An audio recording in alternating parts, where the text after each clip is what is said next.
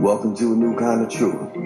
This podcast will broadcast a new gospel that will feel like church, where the pews are filled with the hues of the human condition. Folks searching for something, because we all going through a similar kind of something, all of us looking for a message, so no need to sit in the back. Come to the front, learn a lesson, get a blessing. You probably came to be entertained or hear the choir sing, but you're about to feel the thoughts of a purpose-driven woman. No sugarcoating, all truth, straight, no chaser. Here to get down to the heart of the matter, so be prepared to peel back the layers. Pour your wine, open up your mind, and let's unwind to the rantings of Danny. Welcome to the Rantings of Danny. I am your host, Danny Cook, and I will be with you along for this wonderful ride. Hopefully by now you have already subscribed to the podcast. If you haven't, make sure you do that on your way out. If you want to engage with me, I do not want to have this conversation by myself, people. So feel free to email me. The email is danny@therantingsofdanny.com. The Facebook page is The Rantings of Danny. You can inbox me there. This episode is one out of a series of 5 on racism. If you did listen to the welcome episode that comes before this, you know that the purpose of this podcast is to change the world one conversation at a time. And I know that seems like this big glorious idea, and maybe it sounds like a little hippie-ish or woo-woo or whatever. It doesn't really matter to me, because that's my heart. I feel like we live in a time where it's necessary to have conversation, that we have to learn how to communicate with each other, see each other, hear each other, empathize with each other, and even if we don't agree, be able to respect where each other comes from, and come from a position of being able to tolerate, accept, appreciate, and allow each other to be who we are in this space that we live in. And one of the most prominent topics that I think we face today is racism. And being a biracial woman, I have a very unique view of it, because I think it exists, not racism by the definition where everybody talks about economic structure and so forth and so on. I get that piece of it. Stick with me, folks. I mean the prejudice that goes along with racism, if you're with me on that piece. Prejudice, discrimination, racism, prejudgment, all of those things exist on every side of this conversation. So, Black folks, the title of this episode might be How Much Melanin Is OK, but that question is for you as well. So stay with me. Don't think that this is going to be a one-sided conversation, because it definitely is not. So having said that, let's get right to the meat of the matter. Like I said, I'm a biracial woman growing up in this country. My parents were married in 1964. Now, if you have seen anything in the news in the last year, you know that a movie came out called The Lovings. And basically, it's the story of the interracial couple who sued the state of Virginia, making the ban on interracial marriage illegal.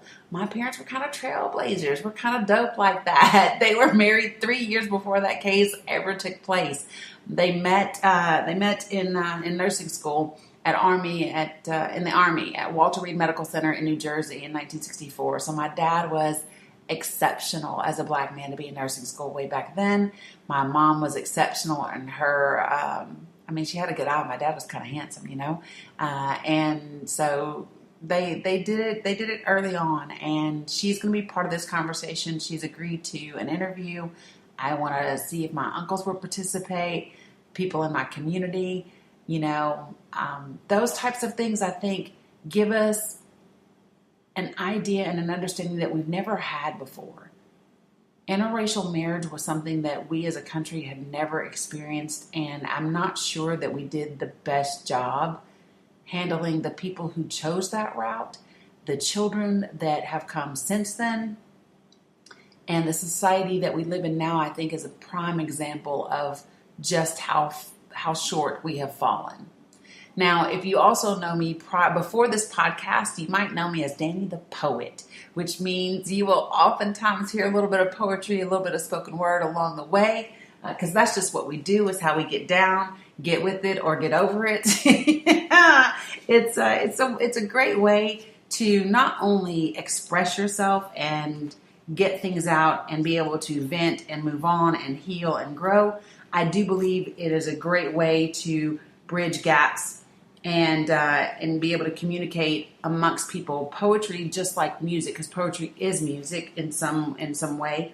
I believe that they cross racial divide. I believe that those words tend to heal and go places that we couldn't go any other way, right? The same way that sports does, or at least the way that it used to. And yes, that will also be an episode that we talk about. I think the significance of what's happening with the NFL and being able to kneel and so forth goes so much further beyond, and the ramifications go way beyond what we've experienced at this point. Sports has always been a place where we could get past race, and that is the fact that racism has entered that field, to me, is indicative of just how bad a place we're in this conversation. So I want to share a piece with you guys that I wrote back in 2009, and it was right after Barack Obama had been elected president.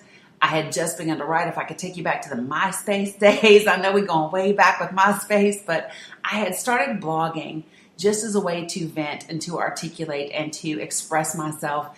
And people started reading those and they were like, oh my gosh, I feel the same way, or I had that same thought, or you get out of my head. I know exactly what you mean. And that collection of writings grew and grew until it became part of a book, a very small book that I self-published at first, and then it got picked up by a publisher out of New York. And that book is titled, of course, The Rantings of Danny, because that's what it was at the time. And I'm going to share the piece with you that I wrote back then called Colorblind. And it's a great way to start off this episode so you can kind of hear the places in which we're going to touch upon during this conversation. Again, it's called Colorblind. Color. What would the world be like without it? I mean, remember black and white television? What would it be like to go back to those days? What is it about color that makes us think it's better? Color is representative of bringing life and sometimes even joy to that which it is added. So what would the world be like without it? Would we be lifeless and sad if we weren't able to see things in color? Or would the absence of the color be the thing that actually brings us to life with more joy than we could even comprehend? In this day and age, the topic of color is one to be considered thoughtfully as to the impact of its presence. For me and many others, the lasting effects of colors have been experienced and endured long before there was a black president. The sad thing is that even in the advancement of color, the color differential is still a topic of conversation. It's why I'm of the opinion that color will always exist as a conversation in our lives. We will always see it, notice it. Some will judge by it. Others will be led by it. And it's not that we want to, it's that it's embedded in the fabric of who we are. No one will ever really be colorblind. There are so many shades of color, and with those shades come names and labels and distinctions and preconceived notions. And while I know that others have their own experiences, I can only adequately speak to mine and the lingering effects of having encountered them starting at such an early age in my life. And the only thing that's more sad than having to undergo the rude awakening of living your life from black and white to full-blown color is the revelation, the awareness of all the colors people see in you and not just one.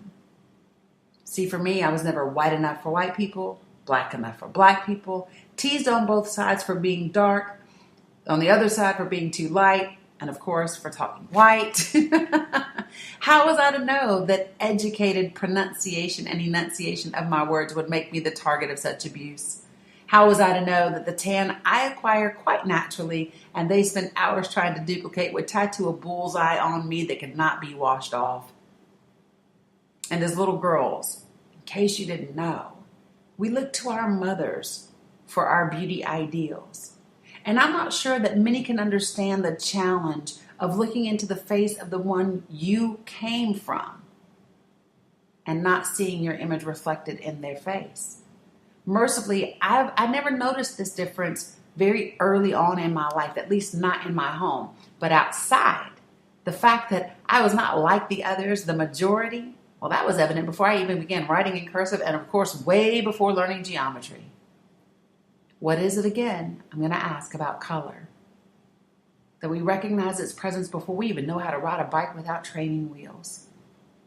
And what makes us think it's okay to speak about that color's existence at free will to those affected by it, those who wear it, those who live it. It's more than just hearing the words half-breed, nigger, zebra, or Oreo. It's about the fact that the words meant I was excluded from both groups. No one accepted me for just who I was. My aunt, she used to try and make me feel better about it with this saying, white is bright, black is beautiful, but tan just teases them all. And while that brought a smile to my face, it never lightened the heaviness of my heart or the hurt of words that fell upon my young and fragile ears. See, color can be painful. Or rather, the dissection of people based on their color can be painful. That's more accurate. While color is admired in the natural things around us, the flowers, trees, sky, and seas, it's often rebuked and rejected against when it appears on the best creation of all, us. So what's the answer? Do we pretend that we don't see the color, or that the issues that living in a colored world brings us do not exist? Do we just pretend that?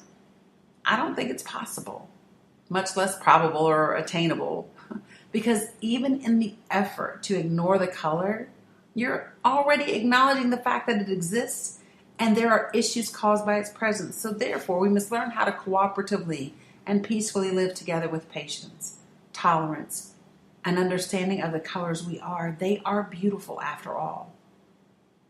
Prejudice is mostly driven by the fear of that which we do not understand. So gain knowledge of the things you're ignorant of, the things that are new and kind, and the things that are quirky to you. The foods, the pastimes, the traditions, the dances of the colors, they should be shared with one another in hopes of increasing our understanding of just how amazing those colors make us. And in that spirit, they can still be recognized and their existence acknowledged, but in celebration of the life and joy our differences bring us. Will we ever be colorblind? Nope, I don't think so. But what's ironic is that even with all the hurt seeing in color can and usually does bring, it would be a sad world living without it. So see the color, learn the colors, experience the colors, and try to understand the colors. And maybe then we will learn to not just tolerate the color, but appreciate it as well. I wrote that, like I said, in 2009. And it's sad to say, but I think that we've actually it's gotten worse since then. Not that racism has gotten worse, because I don't believe that. And let me tell you what I mean. I don't believe that all of a sudden, since Trump got elected president, the world has become more racist. I don't think that. What I do believe is two very important things. I believe that we are more socially connected now than we have ever been, so we see more than we ever have. And I also believe that the Band-Aid has been ripped off and it has become socially acceptable again to be racist. See, all we did with the civil rights movement, not all we did, let me not say that because that's not correct. One of the things that we did with the civil rights movement, we didn't heal racism, right? We didn't end it. We didn't all of a sudden create a place of this loving society where everybody was okay with each other. That's not what happened.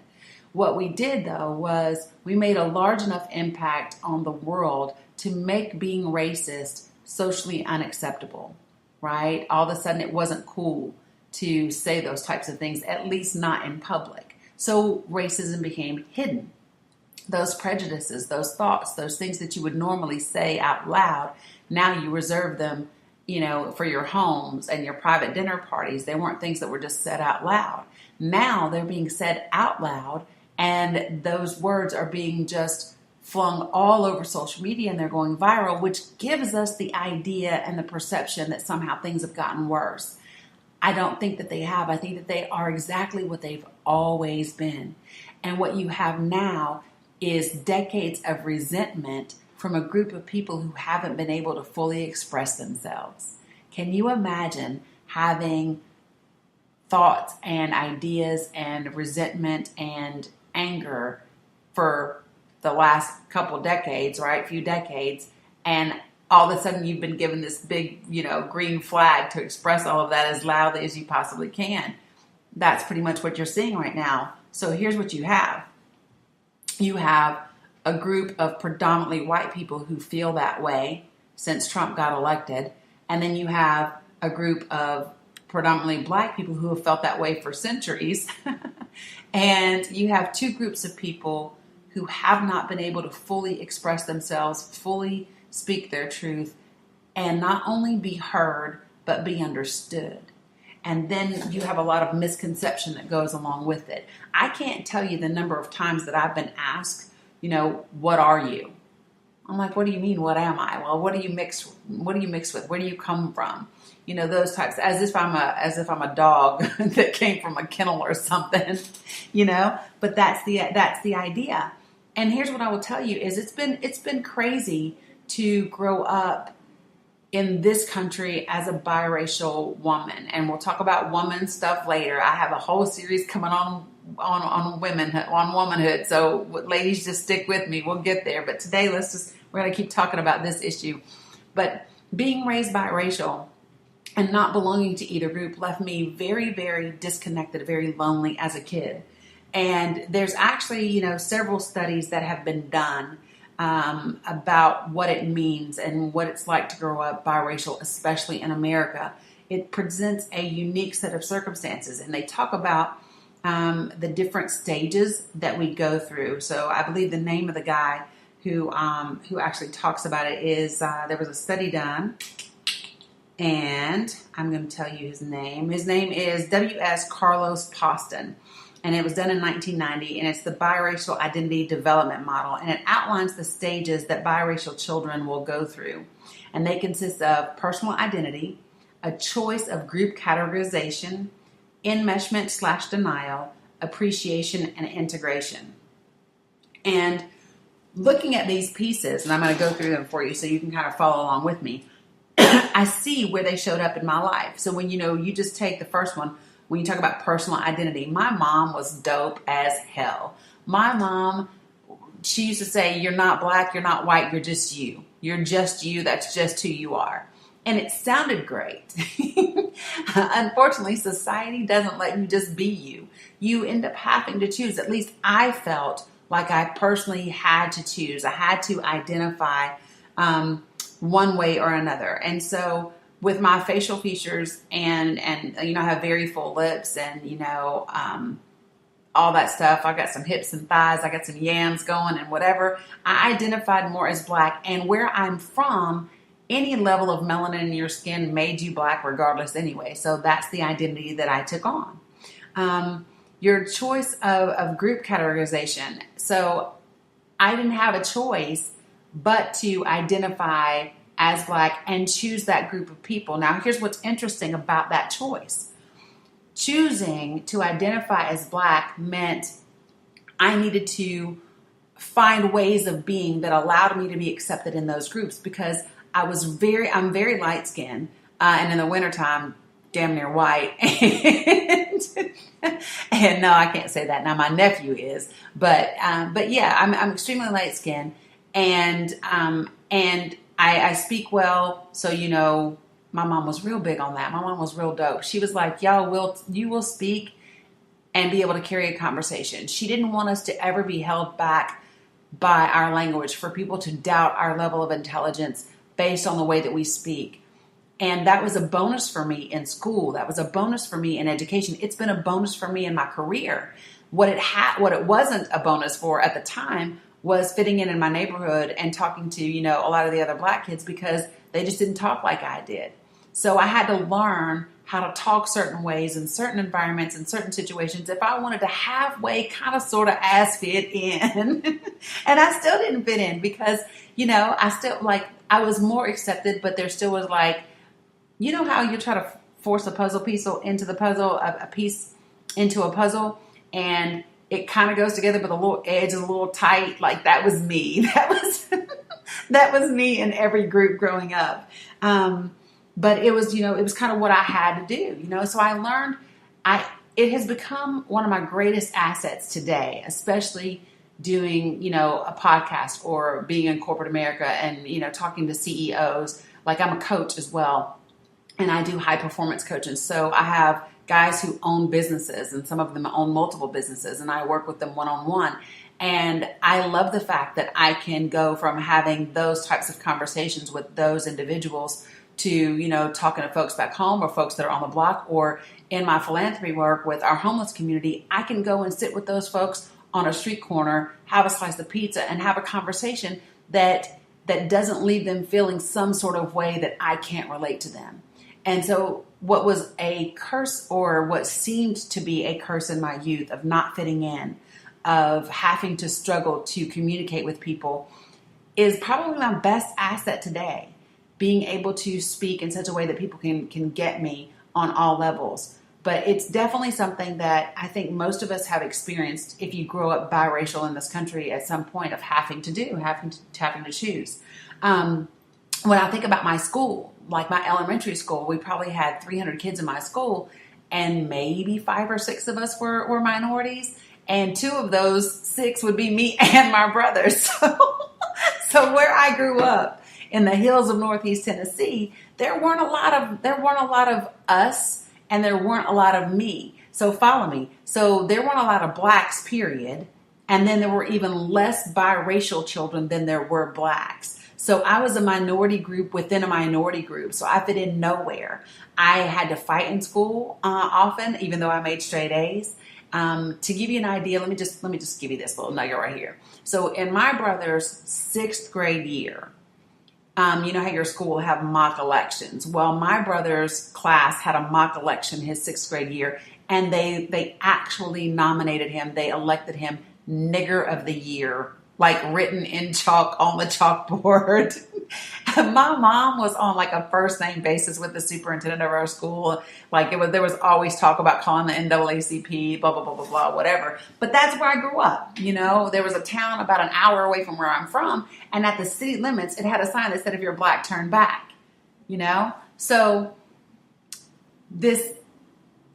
for me, when I hear blacks today talk about racism and prejudice, and I see everything, I feel conflicted. And then I feel guilty about feeling conflicted. So let me just throw this one at you. Anything that divides us, anything that further separates us and segregates us isn't part of the solution. Not as people, not as human beings. I truly believe that at our core, we all want to be connected. We all want to belong. I think it's why we have fraternities and sororities. It's why, in impoverished communities, you find gangs and things like that, because people just want to belong. And when we feel like we can't do that, we create smaller communities in which we feel like we can make that happen. But that doesn't help us on the grand scheme of things. And people might say, "Oh, well, Danny, you're just being all hippie-ish and whatever, and whatever you want to say." But here's what I know. When people say to me, "Well, that's just the way the world is," we are the freaking world. We are the world. And we get to choose what we believe, how we live, how we interact with each other, and what we want to change. And so, at one point, everybody believed the world was flat. One person had the thought, you know what? This sucker might actually be round. We could actually get in a boat, go out into the ocean, and not drop off into the abyss. And eventually, that person held on to that belief long enough, hard enough, with enough passion to convince people around them. And then it ended up growing until now, pretty much almost all of us believe it's round. Why can't we do that where color is concerned? Why does it have to be, light-skinned women think they're prettier than others? And why does it be that dark-skinned women don't get appreciated? Why is it the darker the berry, the sweeter the juice? Why is it that we have to make these predetermined judgments about people based on the melanin level of their skin? I wish we didn't have to do that. Because it leaves us in situations where you have people like Rachel Dolezal, who's a white woman who was the head of the NAACP, right? And now she's got a Netflix documentary because she doesn't know who she is. And you get people, we talk about cultural appropriation, and it just leaves us in a world that is more disconnected than ever with all of the technology that we have that connects us together. I think about, when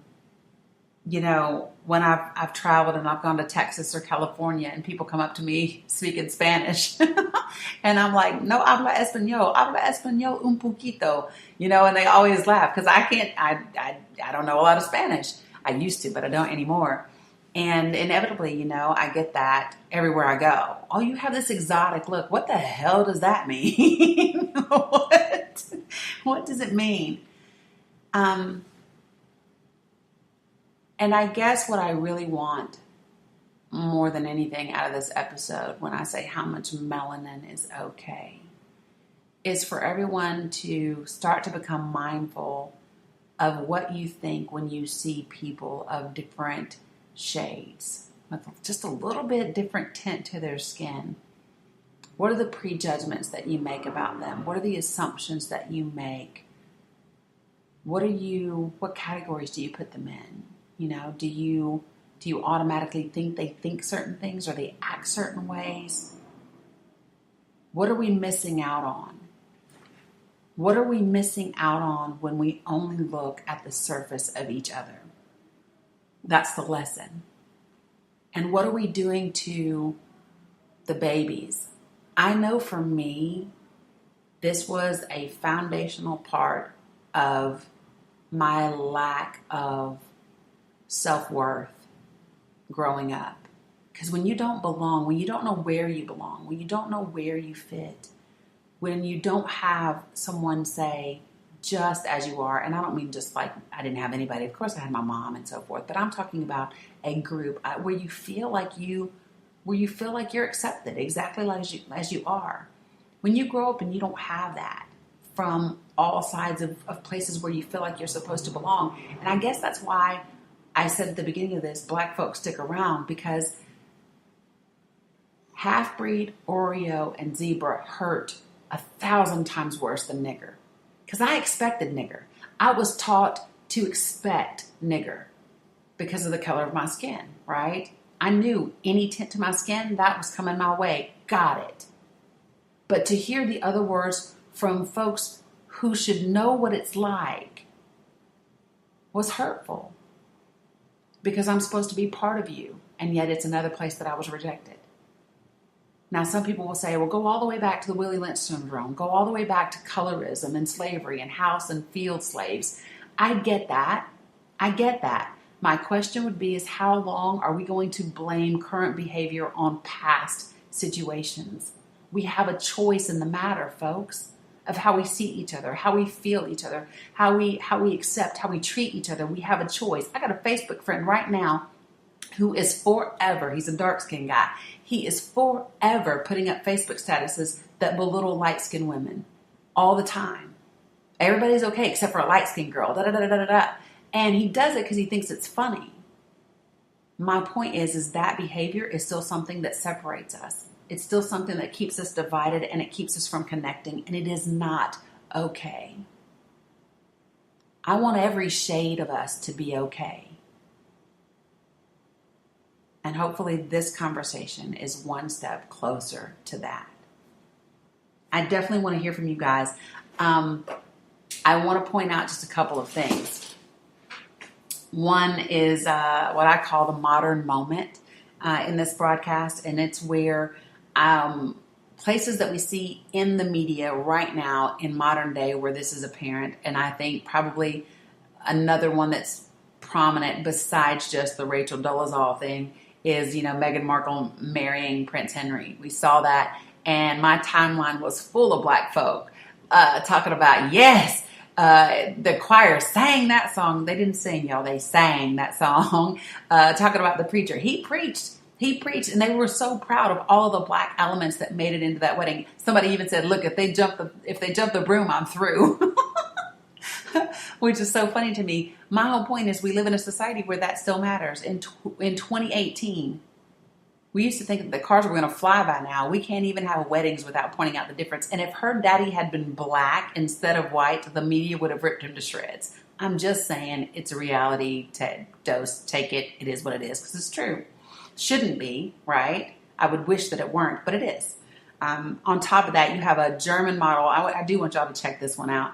Her name is Martina Adam. It's a German model in Germany, of course. She's a German model, and she wants to finalize her transition to become a black woman.